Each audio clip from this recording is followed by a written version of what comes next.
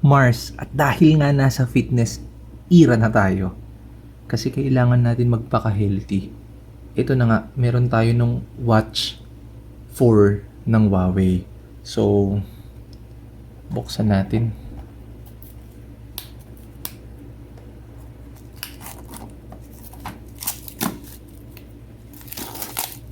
Yan.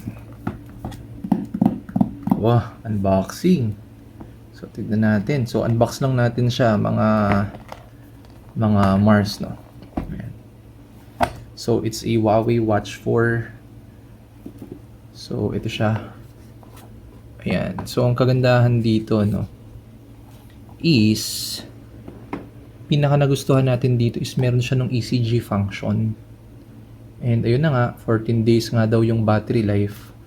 So, yung review niya, titignan natin, no. Ano binubuksan to?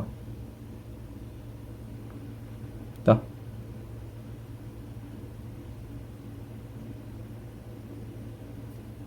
Ay, bumukas.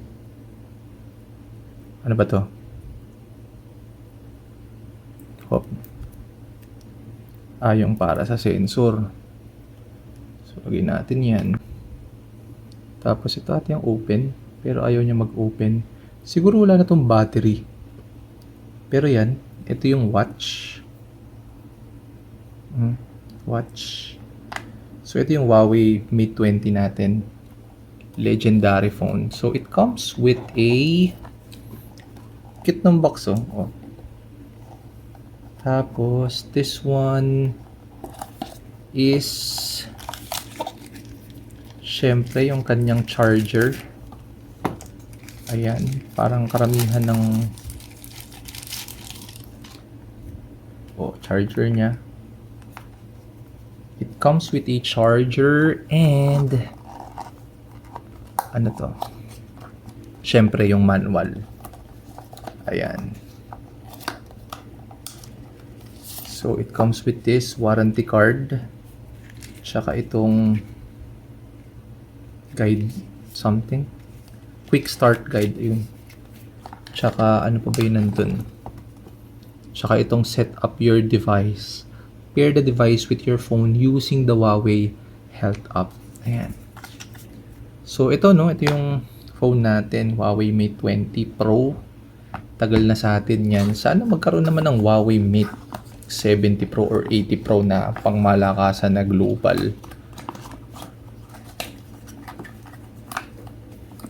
Ayan. So, ayan. Again, this one is our Huawei watch na gagamitin natin to monitor our health. Diba? Pinag-ipunan natin yan. Diba?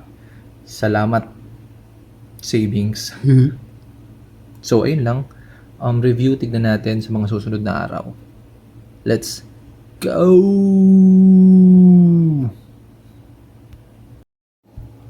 At ito na nga guys. Napagana na natin siya. So, tignan natin ano ba yung mga sync. Uy. Syncing the phone. Syncing? Successful na. Tutorial daw. Ayan siya. Start.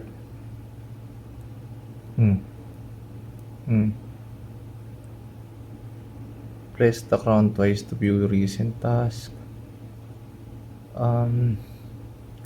AI voice. Navigate. Configuring watch. Tapos ayan, pwede ka mamili.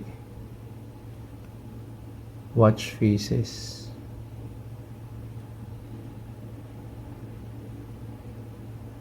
May ano tayo mamili dyan.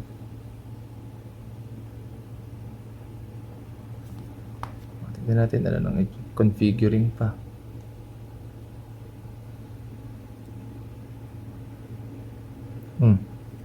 May software update agad. Sige lang, go.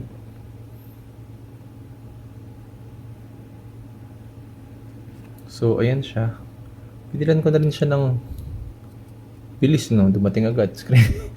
Binilhan ko din siya ng protector niya sakaling tumama-tama sa mga kanto. Ayan, meron iba't ibang kulay nito, black, white. Pero pwede na to. Ubus na kasi yung black. Ayan, so ito parang blue. Tagal naman nung ano. Pero yan, pinaka nagustuhan ko dito is yung health tracker niya. Ayan, so ang pipiliin natin dito. Ay, bayad 39 pesos. Ito lang tayong pang free muna. Ano ba yung muna tayo sa pang free. So ito, dual time zone, beta, mamaya na yan. Ito,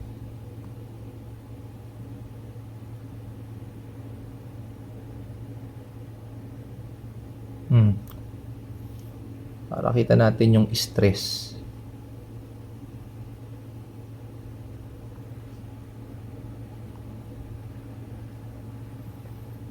Tignan natin. Hindi, yung iba naman pala nakikita rin yung ano. Hopya.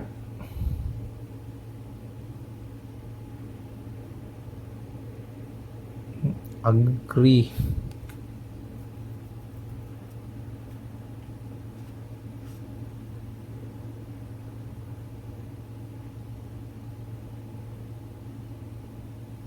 So yun lang, balikan natin mamaya. Ito na nga, hindi pa rin tapos. Mga Mars, yung update. Oh.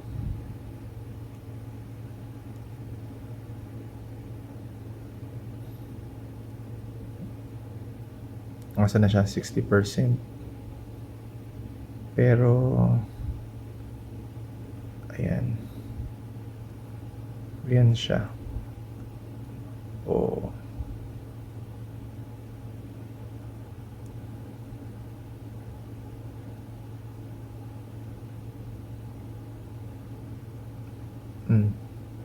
So ito yan. Ito yung mga other features niya. So may health monitoring, arterial stiffness detection, tsaka ECG. Kasi alam naman natin, no, number 1 killer na critical illness sa Philippines right now is heart attack. Sa pagkakaalala ko, 2023. Nilabas yan ng PSA. Ayan, so ayan, healthy-healthyhan tayo. So ayan, checking version. So yun lang. I think, ayan na. Let's use this. Oh, ayan, nag-sync ko. Ganda.